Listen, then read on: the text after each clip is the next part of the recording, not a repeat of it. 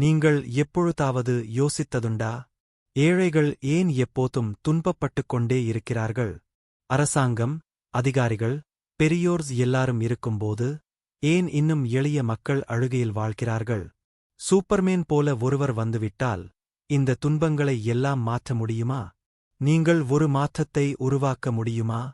உங்களுக்கு அதிகாரம் வந்தால் நீங்க என்ன செய்வீர்கள்? இந்த வீடியோவை கடைசி வரைக்கும் பாருங்க. ஏன்னா இது உங்களோட மனசுல ஒரு நெருப்பு பொறி தெரித்து ஓடவிடும். ஒருவருடைய ஒரு கட்டளையால் ஒரு நாடு முழுவதும் மாற்றம் காண முடியுமா? மக்கள் ஏழைகளாக வாழ வேண்டிய அவசியமில்லை. மக்கள் ஏங்க வேண்டிய அவசியமில்லை. ஏழை என்ற பேச்சுக்கு இடமில்லை. இப்படி ஒரு உலகை உங்களால் கற்பனை செய்து பார்க்க முடிகிறதா? இந்த வீடியோவில் நாம் இப்படிப்பட்ட ஒரு கனவை பேசப் போகிறோம். அந்த கனவை நிஜமாக மாற்ற என்ன செய்ய வேண்டும் என்பதையும் பார்க்கப் போகிறோம். இது வெறும் ஒரு கதை இல்லை. நம் சமூகத்தில் சிலருக்கு மட்டும் சக்தியும் செல்வமும் இருக்கிறது. ஏழைகள் தினமும் வேலை செய்கிறார்கள், ஆனால் அவர்களுக்கு உரிய உரிமை கிடைக்கிறதா? ஒரு ஆணை வந்தால் உண்மையான நீதியை கொண்டு வர முடியுமா? ஒருவர் ஆணையிட்டால் அது நடந்துவிட்டால் இங்கு ஏழைகள் வேதனைப்படாமல் இருப்பார்களா?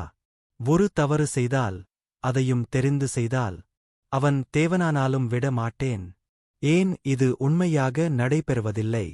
ஏன் அதிகாரம் பெற்றவர்களை எந்தக் காலத்திலும் அவர்களுடைய தவறுக்காக யாரும் கேள்வி கேட்க மாட்டார்களா? ஒருவர் அதிகாரம் பெறும்போது அவர் ஏன் எளிய மக்களின் வாழ்வை மாற்ற விருப்பம் கொள்வதில்லை? உண்மையான நீதிக்காக யார் போராட முடியும்? கையில் மிகப்பெரிய வேலை இருந்தாலும் சிலர் காலில் விழுந்து வாழ்கிறார்கள் ஏன்? ஏழைகள் சாதாரண வேலைக்கே போராட வேண்டிய நிலை உள்ளது. நான் ஆணையிட்டால் வேலை எல்லோருக்கும் இருக்கும், உணவு எல்லோருக்கும் கிடைக்கும். இது வெறும் கனவா? அல்லது உண்மையில் இது நிகழ்வதற்கு சாத்தியம் இருக்கிறதா? எதிர்காலத்தில் நாம் எப்படிப்பட்ட உலகத்தை பார்க்க விரும்புகிறோம்? இந்த மாற்றம் செய்யும் பொறுப்பு யாரிடம் இருக்கிறது? அரசாங்கத்திடமா?